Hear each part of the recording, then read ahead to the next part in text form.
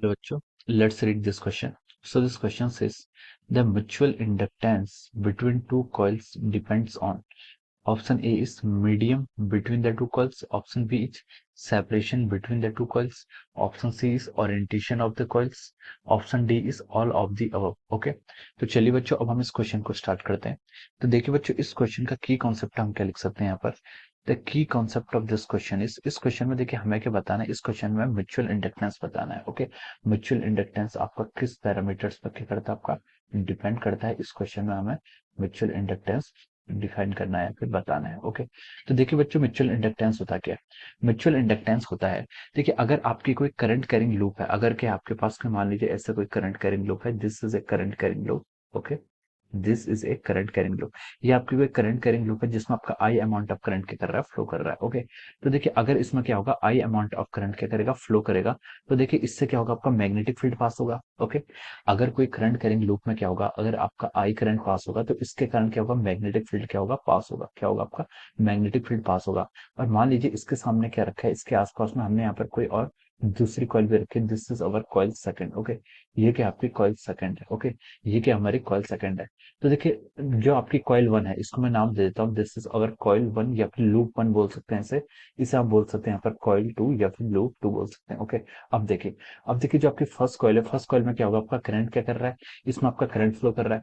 Current flow करेगा coil one में, तो इसके कारण देखिए इससे क्या होगा, आपका मैग्नेटिक फील्ड क्या होगा, पास होगा। इससे क्या होगा, मैग्नेटिक फील्ड पास होगा। तो लेट अस सपोज ये अज्यूम कर लीजिए, this is the direction of our magnetic field. एक आपकी मैग्नेटिक फील्ड की क्या है, डायरेक्शन है। This is the direction of our magnetic field. Okay, this is the direction of magnetic field. हमारे कॉइल वन में क्या था, करंट पास कर रहा था, जिसके कारण ये क्या है, उसके कारण मैग्नेटिक फील्ड हमने यहाँ पर ग्रीन लाइन से क्या कर दिया, शो कर दिया है। ओके, अब देखिए, अब जो ये मैग्नेटिक फील्ड क्या होगा, इससे पास होगा, इससे क्या होगा, आपका मैग्नेटिक फील्ड पास होगा। तो यही मैग्नेटिक फील्ड आपका क्या होगा, दिस सेम मैग्नेटिक फील्ड आपका कॉइल टू से भी क्या करेगा, पास करेगा।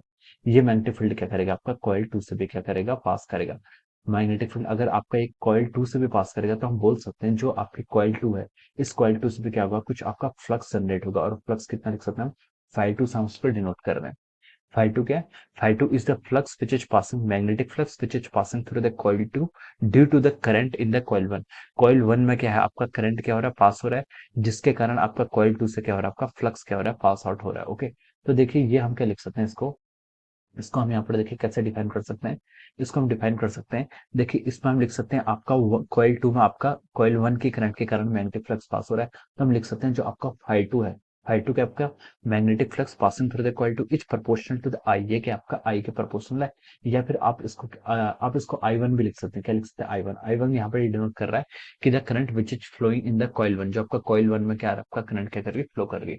तो देखिए phi two is proportional to I one लिख सकते हैं। या फिर हम इसको क्या लिख सकते हैं कि phi two is equal to our mutual inductance of 2 with respect to the 1 into I1। ये हम यहाँ पर ऐसे क्या कर सकते हैं, डिफाइन कर सकते हैं। ओके, अगर हम यहाँ पर प्रोपोर्शनलिटी के साइन को हटाएंगे तो आपका ये आ जाएगा। ओके, देखिए हमें पता है कि जैसे जैसे क्या होता है, आपकी करंट चेंज होती है, जैसे जैसे आपकी करंट चेंज होती है। अब देखिए अभी आपकी करंट यहाँ पर आई वन है, तो कॉइल वन से जो आपका मैग्नेटिक फील्ड होगा वो मान लीजिए बी वन होगा। अगर आप करंट को डबल कर देंगे तो मैग्नेटिक फील्ड जितना कॉइल वन से पास होगा वो क्या हो जाएगा, डबल हो जाएगा। ट्रिपल कर देंगे मैग्नेटिक फील्ड, अगर आप करंट ट्रिपल कर देंगे तो मैग्नेटिक फील्ड क्या होगा, ट्रिपल हो जाएगा। तो हम यही इन्फेरेंस से ये भी बोल सकते हैं कि जो कॉइल टू में आपका मैग्नेटिक फ्लक्स पास हो रहा है, जब फाई टू, वो क्या करेगा, आई वन पर क्या करेगा, आपको डायरेक्टली प्रोपोर्शनल होगा। अगर आई वन डबल कर देंगे तो जो कॉइल टू से मैग्नेटिक फ्लक्स पास हो रहा है, देखिए मैग्नेटिक अगर आप करंट डबल कर देंगे आई वन, तो मैग्नेटिक फील्ड क्या होगा, डबल हो जाएगा। तो जो फ्लक्स पास हो रहा है थ्रू द कॉइल टू, वो भी क्या हो जाएगा, आपका डबल हो जाएगा। तो हम यहाँ से बोल सकते हैं phi two is equal to M two one into I one. Phi two क्या है आपका, फाई टू है magnetic flux which is passing through the coil two, और M21 क्या है, mutual inductance of two with respect to the one, mutual inductance of two due to one बोल सकते हैं। ओके, और I1 क्या है, I1 is the current which is flowing through the coil one. तो देखिए कॉइल वन में आपके करंट के कारण कॉइल टू में आपका जो फ्लक्स जनरेट हो रहा है, तो इसको हम क्या बोलते हैं, इसको हम म्यूचुअल इंडक्टेंस बोलते हैं। ये जो टर्म यहाँ पर M21 हमने यहाँ पर डिफाइन किया है, इसको हम कैसे लिख सकते हैं, phi two divide by I one. This is called our coefficient of mutual inductance. इसे क्या बोलते हैं, कोफिशिएंट ऑफ म्यूचुअल इंडक्टेंस बोलते हैं। तो देखिए अब हमसे क्वेश्चन में पूछा गया है कि जो आपको म्यूचुअल इंडक्टेंस होता है वो कॉइल्स के किस किस चीजों पर डिपेंड होता है। ओके, तो देखिए ये किस किस चीजों पर डिपेंड करेगा। तो सबसे पहले तो देखिए ये इस पर डिपेंड कर रहा है कि आपके कितने नंबर ऑफ टर्न्स हैं, क्या आपके कितने नंबर ऑफ टर्न्स हैं। नंबर ऑफ टर्न्स मतलब अगर देखिए आपका I1 यानी कि आपकी कॉइल 1 में ज्यादा नंबर ऑफ टर्न्स होंगे तो मैग्नेटिक फील्ड क्या होता है आपका n टाइम्स हो जाता है। ओके, तो अगर ज्यादा नंबर ऑफ टर्न्स होंगे तो मैग्नेटिक फ्लक्स क्या होगा, ज्यादा पास होगा कॉइल 2 से। तो हम लिख सकते हैं नंबर ऑफ टर्न्स पर क्या करता है आपका डिपेंड करता है। ओके, सेकंड किस पर डिपेंड करता है, ये आपकी सेप साइज ज्योमेट्री पर भी डिपेंड करता है। किस पर डिपेंड करता है, आपकी सेप साइज ज्योमेट्री पर भी डिपेंड करता है। ओके, जो हमारा इंडक्टेंस होता है वो mu naught N A square into L होता है, तो हम लिख सकते हैं यहाँ से ये आपकी सेप साइज ज्योमेट्री पर भी डिपेंड करता है। और तीसरा किस पर डिपेंड करता है, देखिए ये आपका क्या करता है, आपका रिलेटिव ओरिएंटेशन पर डिपेंड करता है। किस पर डिपेंड करता है, रिलेटिव ओरिएंटेशन पर।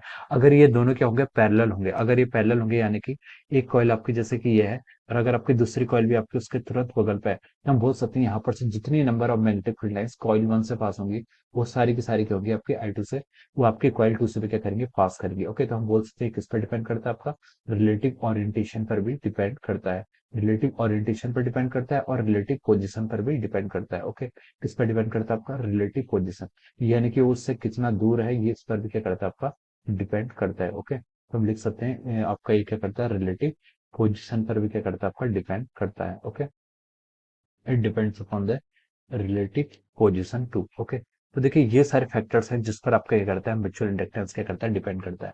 अब क्वेश्चन में हमसे पूछा था कि mutual inductance between two coils depends upon, option A की तरफ मूव करते हैं। ऑप्शन ए में बोला है कि medium between the two coils, ये मीडियम पर भी डिपेंड करता है। मीडियम मतलब देखिए अगर आप कॉइल 1 में क्या, अगर आप क्या कर देंगे, कॉइल 1 में आपके यहाँ पर पैरामैग्नेटिक सब्सटेंस रख देंगे, तो पैरामैग्नेटिक सब्सटेंस रख देते हैं तो उसके कारण क्या होता है, आपका जो मैग्नेटिक फ्लक्स होता है, मैग्नेटिक फील्ड क्या होगा, इंक्रीज होगा। उसके न्यू आर क्या होता है, आपका 1 के इक्वल होता है। अगर आप यहाँ पर डायमैग्नेटिक फ्लक्स मटेरियल रख देंगे तो उससे क्या होगा, आपका डायमैग्नेटिक मटेरियल रखने से आप बोल सकते हैं कि आपका मैग्नेटिक फील्ड क्या हो जाएगा, आपका मैग्नेटिक फ्लक्स जो पास हो रहा है वो क्या हो जाएगा, लेस हो जाएगा। और अगर आप यहाँ पर कोई फेरोमैग्नेटिक सब्सटेंस रख देते हैं तो फेरोमैग्नेटिक सब्सटेंस का न्यू आर क्या होता है, ग्रेटर देन 1 होता है। तो जिससे हम बोल सकते हैं कि number of magnetic field lines क्या होंगे, आपकी इंक्रीज हो जाएंगी। ओके, तो ये मीडियम पर भी डिपेंड करता है। तो ऑप्शन ए क्या होगा, इसके करस्पॉन्डिंग आपका राइट हो जाएगा। ऑप्शन बी में बोला है कि separation between the two coils, ये इस पर भी क्या करता है, डिपेंड करता है। ओके, अगर आपका सेपरेशन ज्यादा होगा, अगर फार होंगे तो यहाँ पर म्यूचुअल इंडक्टेंस की वैल्यू बहुत फार होंगे तो जीरो हो जाएगा।